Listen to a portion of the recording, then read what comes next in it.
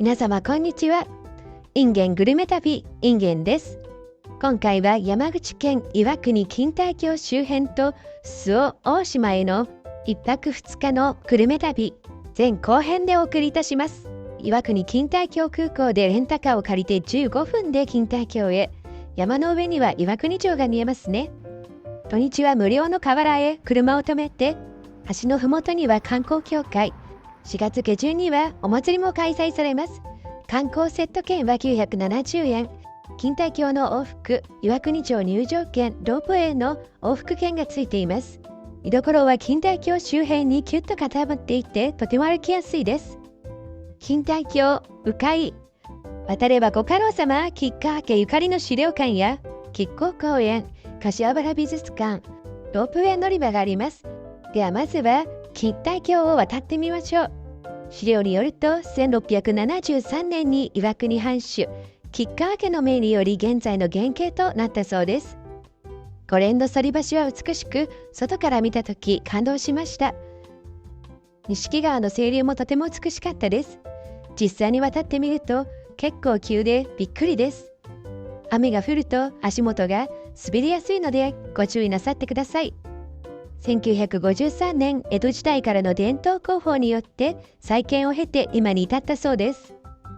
ちなみに錦帯橋の鵜飼は夏の風物詩、約380年の伝統を誇ります。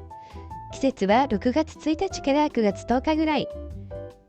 パンフレットによると乗船料金は大人3000円から。川の奥には鵜飼と思われる船も停留していました。川の流れを見ているだけで癒されます。おっとっと、川を見ていると足元を踏み外すのでご注意を。木の段差が同じ色なので見にくいので、私の失敗を参考になさってみてくださいね。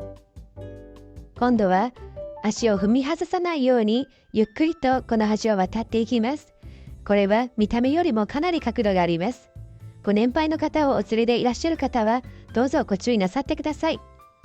川の流れと反対側はとても穏やかです。原風景を眺めながら橋を渡りきりますと、ここにはグルメのお店がいっぱいあります。お昼を召し上がりたい方はここが便利。瓦そばや名物レンコンを使ったレンコングルメ、そしてこちら紹介されたこともあるというソフトクリームのお店。とにかく種類が多いんです。どれを食べようかと悩んでしまいそう。お手頃価格の今回はバニラをいただきました。ワッフルコーンでとても美味しかったです。こちらがレンコンのお蕎麦や瓦のお蕎麦、そして押し寿司、岩国寿司も忘れてはなりません。亀甲公園の周辺には歴史ある建物がいっぱい。旧岩国藩のご家老様、吉川氏の屋敷跡もありました。4月はまだ桜も少し咲いていて、趣と風情があります。こちらは指定文化財香川家長屋門です。橋を降りてからここまで 2,3 分ほど。その間も見どころがいっぱいで足を止めてしまいます。こちらの立派な公園。こちらは亀甲公園。日本の歴史公園100選に選ばれている美しい公園です。橋を降りてから徒歩約10分でロープウェイ乗り場に向かっているのですが、その間も歩いていて楽しい道です。立派な大木の周辺にはベンチなどもありました。公園の中央には大噴水があります。これが迫力。噴水の周辺にはマイナスイオンが発生しているようでとても心地が良かったです。お弁当を持って少し遅めのお花見を楽しんでいらっしゃる地元の方たちもいらっしゃいました。こんな素敵な場所でお弁当を持ち寄って午後のティータイムなんて素敵な時間の過ごし方ですね。憧れます。天気が良ければソフトクリームやテイクアウトのお弁当、岩国寿司などを持ってここでお弁当を広げるのもいいかもしれませんね。桜の花びらがお花の絨毯のようでした。公園の全体図はこんな感じです。あちこちに小さな噴水もありますね。夏はきっと気持ちいいでしょうね。その他にもツツジが満開になっていました。旧目方家住宅です。18世紀後半の中級武家屋敷です。国の重要文化財に指定、月曜日が休館日なのでご注意ください。武家屋敷としては珍しく2階も作られています。その隣には国の天然記念物、岩国の白蛇の館があります。富をもたらす神様、先ほどのセット券で2割引きになります。ロープウェイ乗り場の前には駐車場もあります。駐車場は無料。ロープウェイは15分ごと、0時15分、30分、45分の出発です。待合所には椅子もあります。岩国城のロープウェイ。こちらは片道330円、往復560円です。錦帯橋祭りの写真も飾ってありました。きっと盛大でしょうね。城山の山頂駅までは標高約200メートル、3分ほどです。移動中はゴンドラの音声ガイド付き。時間になりました。それでは早速出発いたします。ロープウェイはなんと満員でした。人気の観光スポットであることがわかりますね。ゆったりとした駐車場があちこちに完備されているので、観光としても回りやすい都市です。ふもとにある柏原美術館。料金は800円。刀剣や甲冑、屏風なども所蔵されています。日本の武将や歴史に憧れのある方は、とても楽しいスポットであることは間違いありません。どんどん標高が上がっていきます。まもなく新緑の季節。すでに青々とした木々が茂っています。里山、そして山々の木々を見ていると、非日常の刺激が味わえます。これが旅の醍醐味。そして若々しくいられる感受性を維持できるのでしょうね。頂上には展望台があります。山頂駅にはからくり時計もあります。早速、山頂からの景色を眺めてみましょう。地図を頼りにパノラマを楽しみます。先ほどの錦帯橋が下に見えますね。そして奥には広大な瀬戸内海です。少しズームしてみましょう。こちらが錦帯橋ですね。右が駐車場です。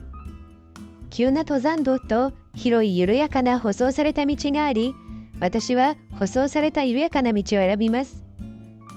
道の幅や傾斜はこのような感じです。岩国城へは徒歩10分ほどです。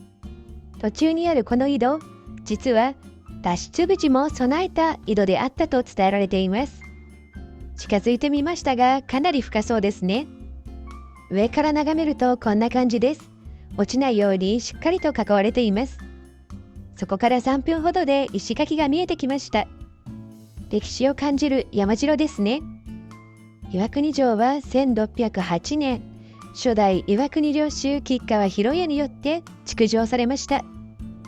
築城後、一国一城令によって取り壊されたそうですが、現在の城は1962年に復元されたものです。4階建てのお城はとても素晴らしかったです。